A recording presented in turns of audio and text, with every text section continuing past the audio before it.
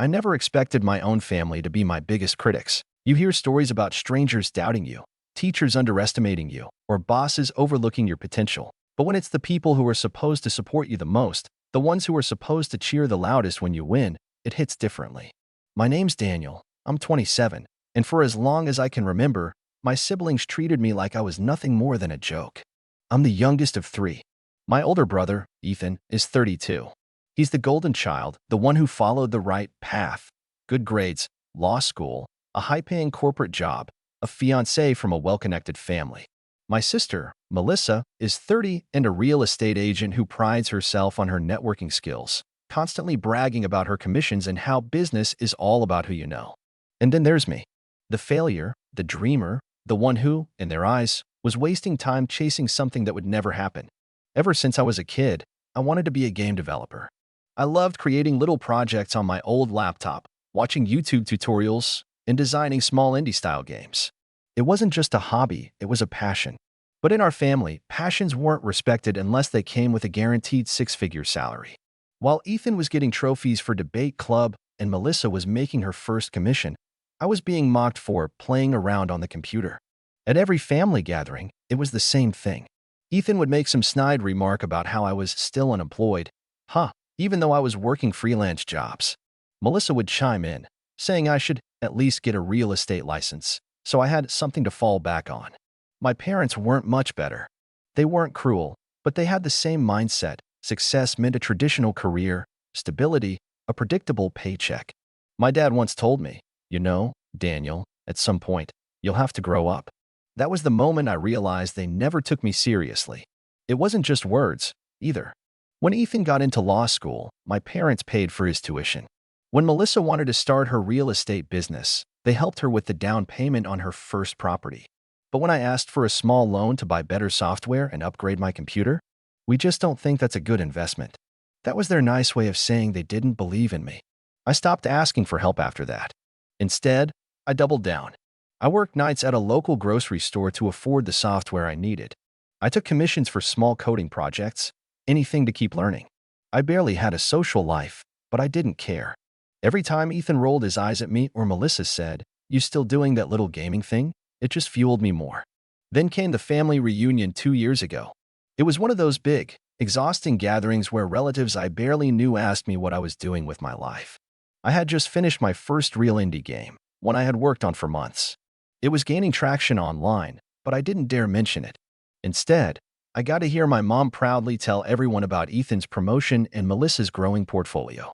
And when someone finally asked about me, my brother laughed. "Daniel? Oh, he's still in his basement trying to become the next Mark Zuckerberg." The whole table chuckled. Even my parents smiled. That was the moment I made a promise to myself. I wouldn't argue. I wouldn't defend myself. I wouldn't beg for their respect. I just let my work speak for itself. What they didn't know was that my game was about to take off in a way I never imagined. That night after the reunion, I went home and worked harder than ever. Every insult, every condescending laugh, every eye roll from my siblings played in my head like a broken record. But instead of letting it break me, I let it push me forward. My game had already started getting attention in small online communities, but I knew I had to take things to the next level. I spent hours refining it, fixing bugs, improving the design. I reached out to streamers and gaming influencers, offering them free copies to try. Some ignored me, but a few actually played it, and they loved it. Then, something incredible happened. One night, a well-known YouTuber with millions of subscribers streamed my game. His audience went crazy for it. Within hours, my notifications exploded. More streamers picked it up. Gamers flooded my social media, asking when I was releasing updates. My sales skyrocketed overnight. I could hardly believe it. The numbers were surreal. What started as a small indie project became one of the top-selling games on a major platform within weeks. I was suddenly making more money in a month than my siblings made in a year. But I didn't say a word to my family. I kept my head down, kept working, and let them believe I was still wasting my time in my basement. Fast forward a year. The next family reunion was coming up, and for once, I was actually looking forward to it. Not because I wanted revenge, at least, not in a petty way, but because I knew what was coming. I arrived late on purpose, letting everyone get settled. When I walked in, nothing had changed. Ethan was at the center of attention, talking about some big case he was working on. Melissa was showing off pictures of her latest real estate deals. My parents were beaming with pride. And then there was me. Daniel, my mom said, like she had just remembered I existed. How's your little game thing? Ethan smirked. Oh, right. Still working on that. Melissa sipped her drink. You know, there's no shame in switching careers, Danny. Real estate is always an option. I smiled, sat down, and took my time pouring myself a drink. I let them have their moment because I knew what was coming next.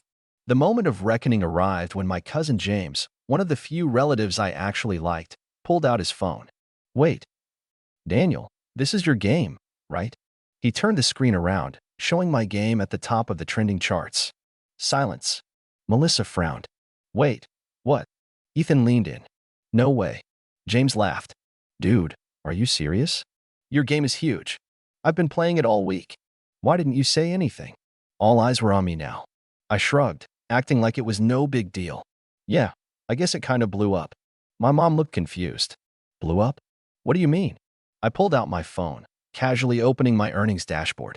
I turned the screen around just enough for them to see the number. Ethan's face paled. Melissa's jaw dropped. My parents sat there, speechless. 6 figures. From a game they all mocked. I took a sip of my drink, savoring the silence. Ethan was the first to speak, though his voice lacked its usual arrogance. Wait, that's not real, right? He forced out a laugh, but his eyes stayed locked on the number. You're messing with us. Melissa leaned over, staring at my screen like she expected the numbers to vanish. That's a lot of money, she muttered. She quickly composed herself, then smiled in that fake, polished way she used with clients. But it's not sustainable, right? Like, how often do you actually make that? I almost laughed at how quickly they were scrambling to downplay it. I leaned back in my chair, enjoying this rare moment of power. Pretty consistently, I said. This is just from the last few months.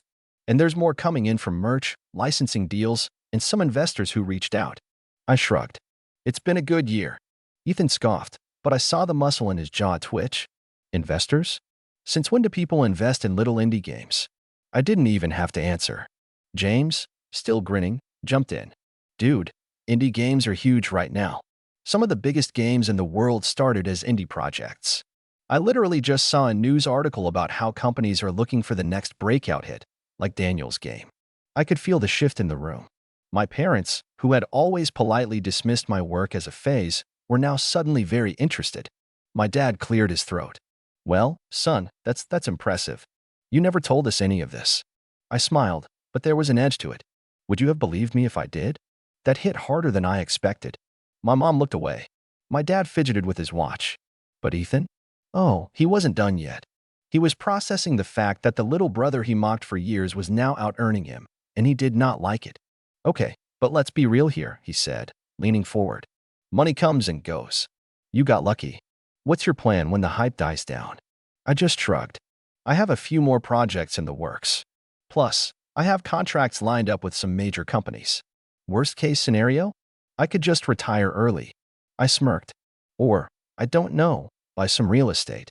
Isn't that what people do when they have too much money lying around? Melissa bristled. She had spent years bragging about her success in real estate, making it sound like the ultimate career move. Now she looked like she had just swallowed a lemon. It's not that easy, she snapped. You need to understand the market, make smart investments. Oh, I know, I interrupted. That's why I've already talked to some financial advisors. Figured I should be smart with my money. I let that sink in. My siblings always acted like I was the naive one, the dreamer with no common sense. Now I was showing them I had planned further ahead than either of them. Melissa clenched her jaw, but before she could say anything, my mom suddenly perked up. You know, Daniel, she said, her voice unusually sweet. We always knew you had potential. We just wanted to make sure you were making good choices. I almost rolled my eyes. Right. That's why you refused to help me when I needed it. That shut her up real quick. Ethan, desperate to regain control of the conversation, let out a forced chuckle. Well, I mean, at the end of the day, it's all about stability, right? You're doing well now, but can you really keep this up long term? That's why I went into law. It's a guaranteed career. James, who had been quietly watching this whole exchange like it was the best drama he'd ever seen, burst out laughing. Dude, you sound jealous. Ethan's face turned red. I'm not jealous, he snapped. I'm just being realistic. Melissa crossed her arms. Yeah, It's not jealousy. We just don't want him to think this will last forever. I tilted my head. And why exactly do you care? That was the moment the cracks fully started to show. Melissa shifted uncomfortably. Because we're family, she said, her voice overly sweet. And family looks out for each other. I didn't buy it for a second, but I knew what was coming next, and I was ready for it. Ethan leaned forward, his expression shifting from fake concern to something more calculating. You know, he started, tapping his fingers against the table, since you're doing so well, maybe you could help your family out a little. There it was.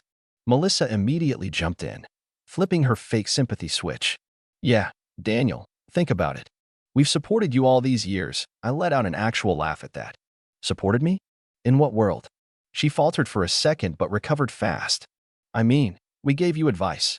We pushed you to do something stable. If anything, that motivation helped you get here. Oh, this was getting good. I leaned back, crossing my arms. So let me get this straight. You mocked me, dismissed my work, called me a failure for years, and now that I'm successful, I owe you something. Ethan gave a forced chuckle, but I could see the irritation behind it. Come on, don't be like that. We're your siblings. Family helps each other out. I raised an eyebrow, like when I asked for a small loan to keep my project going and you both laughed in my face. Ethan waved a hand dismissively. That was different. That was a bad investment. Now that you've actually made it, it's not unreasonable for you to give back a little. Exactly, Melissa chimed in, her voice syrupy sweet. I mean, we're struggling too, you know. The market is brutal right now. I have properties that just aren't selling, and I could really use a little cushion to get through this rough patch. She put a hand on my arm, as if that would somehow convince me. Just a small loan. I'd pay you back, obviously. Ethan nodded quickly. Yeah, and law school loans don't pay themselves. You have no idea how expensive it is to keep up with my practice. A little help from you would make a huge difference. I couldn't believe the sheer audacity. So let me get this straight, I said, shaking my head. You both have stable careers, you both had every advantage growing up, and now that I've made something of myself, without your help, you think I should bail you out? Ethan's smile wavered. It's not bailing us out. It's just helping your family. That's what families do. I let the silence stretch out, watching them squirm.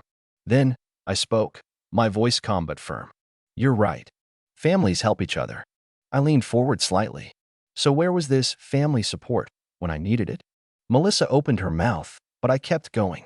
When I needed money, you called me stupid. When I needed encouragement, you mocked me. When I finally started seeing success, you downplayed it. But now that there's money involved, suddenly we're family again. Ethan's face darkened. Oh, come on, Daniel. You're being ridiculous. I smiled. No, I'm being fair. Melissa huffed. It's not like we're asking for millions, Danny. I took another sip of my drink and shrugged. Oh, I know. But the answer is still no. Ethan scowled. Seriously? After everything? After everything, I confirmed. Melissa's fake kindness finally cracked. You're so selfish, she snapped. We're your siblings. We have real responsibilities, real jobs. We don't have the luxury of playing video games all day. I gave her a cold smile. You're right. You don't. And that's why I don't owe you a thing. The table fell into stunned silence. My parents looked like they wanted to say something, but even they knew this was between us. Ethan stood up abruptly, his chair scraping against the floor. Fine, he said, his voice tight with anger. Do whatever you want. But don't expect us to be there when this whole gaming thing blows up in your face. I grinned. Oh, I won't. And with that, he stormed off. Melissa followed a moment later, mumbling something under her breath. I turned back to my drink, feeling lighter than I had in years. For the first time, I didn't care what they thought. I had already won. I left the restaurant with a satisfied smirk, my siblings' frustration still lingering in the air behind me. The night was cool, the city lights flickering as I walked to my car. I wasn't mad. I was just done. Done with their entitlement. Done with their constant need to belittle me unless there was something in it for them. As I drove home, I replayed the conversation in my head, shaking my head at their audacity. Ethan and Melissa really thought they could flip the script now that I had something they wanted. I almost felt sorry for them. Almost. The apartment was quiet when I walked in, just the faint hum of my gaming PC in the background. I kicked off my shoes, flopped onto the couch, and pulled out my phone, ready to scroll mindlessly until I fell asleep. That's when I saw it. A notification from a cousin's post. Curious, I tapped on it, and my stomach twisted the moment I saw my name. Melissa had posted on Facebook. It's so sad when family forgets where they came from. Some people let money change them and suddenly think they're better than everyone else. SMH. Greedy people always fall the hardest. Just remember that. Oh, she was bold. And it didn't stop there. Ethan had commented underneath, "It's crazy how money makes some people forget their own family. We always had his back, and this is how he repays us? Unreal." There were already a few replies from extended family, some of them vague, some of them fully on their side. That's so disappointing. I hate when people act like that. Wow, he really changed. SMH. Family should always come first. I let out a slow breath, staring at my screen. So this was their plan? When they didn't get what they wanted, they decided to publicly paint me as the villain. Classic. I wasn't even surprised. But that didn't mean I was going to let it slide.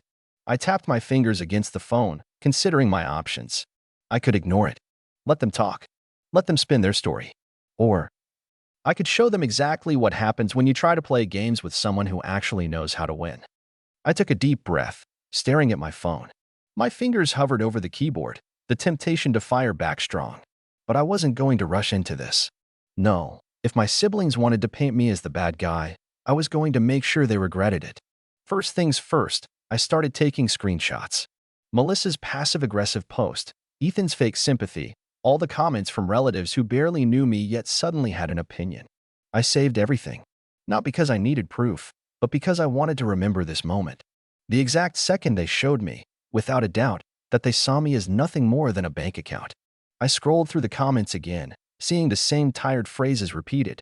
Family should always help each other. Money changes people. We all supported him, and this is how he acts? I could have laughed. Supported me? Where were they when I was struggling? When I was eating cheap instant noodles every night, living in a cramped apartment while I poured everything I had into my work. Where was this family support when I asked them for just a fraction of what they were asking from me now? They had rewritten history in their heads. In their version, they had been the selfless, caring siblings who had always been in my corner. And now, I was just the ungrateful one who refused to share. Fine, let them believe that. But I wasn't playing along. Instead of responding in anger, I made a decision. I wasn't just going to shut them down. I was going to walk away completely. No more chances, no more hoping they'd change. This was the final straw. I wasn't going to explain myself. I wasn't going to argue. I was just going to remove myself from their little narrative entirely. I started with my social media. One by one, I blocked Ethan and Melissa. Then I went through the list of extended family members who had jumped in to take their side, relatives I hadn't spoken to in years, but who suddenly felt entitled to judge me. I removed them all. If they had something to say about me, they could do it where I wouldn't have to see it. Then I went to the family group chat. I pulled up the messages, my name already being tossed around in thinly veiled passive-aggressive remarks. I just don't understand why Daniel would turn his back on us. We were all so close growing up. He's really let this success get to his head. Some people just forget their roots, I guess. It was almost funny. The same people who barely spoke to me for years were now acting as if I had betrayed them. I didn't bother typing a long, emotional explanation. I simply sent one message. You're all so concerned about what I owe you, but none of you were there when I had nothing. You don't get to rewrite the past just because I'm successful now. If you want to believe I'm the villain, go ahead. But I'm done with this family drama. Don't contact me again. And then I left the group. I sat there for a moment, staring at my phone, waiting for the guilt to creep in. But it never did. Instead, I felt a strange sense of peace. For years, I had let them make me feel small. I had let their words eat away at me, doubting myself, wondering if they were right. But now, I saw them clearly. They had never supported me. They had only tolerated me when I was struggling. The second I had something they wanted, they flipped the script. And I wasn't going to be a part of their game anymore. The fallout was immediate. My phone started buzzing nonstop. First from unknown numbers, Melissa and Ethan, no doubt, trying to get through after I blocked them. Then texts from extended family, some trying to guilt-trip me, others acting confused. Daniel, just call them and talk it out. Family is everything. Why would you leave the group chat like that? That was so disrespectful. You're being dramatic. Just apologize and make things right. Apologize? For what? For not handing them money? For not playing along with their little fantasy? I ignored every single one. And then, a new post popped up. This time from Ethan. It's really sad when someone you love lets success ruin them. We always supported him, and now he thinks he's too good for his own family. But that's okay. Karma always catches up to selfish people. I laughed out loud. Karma? If that's what he wanted to believe, fine. Let him wait for his imaginary revenge. I wasn't looking back. Days passed, and the messages slowed down. The calls became less frequent. Eventually, the outrage faded, replaced by silence. It was over, and for the first time in years, I felt free. Without them in my life, I was lighter. No more walking on eggshells, no more dealing with their backhanded comments, no more feeling like I had to prove myself to people who never wanted me to succeed in the first place. I threw myself into my work, focusing on the things that actually made me happy. And you know what? Life got better. I traveled. I met people who genuinely supported me. I built a life where I was surrounded by people who lifted me up instead of tearing me down. And my siblings? Last I heard, Ethan was still drowning in law school debt, and Melissa was struggling to keep up with her failing real estate career. The same careers they had mocked me for not choosing. I never reached out to them again, and they never apologized. Because in their minds, they were never wrong. But I didn't need their apology. Let me know what you think in the comments.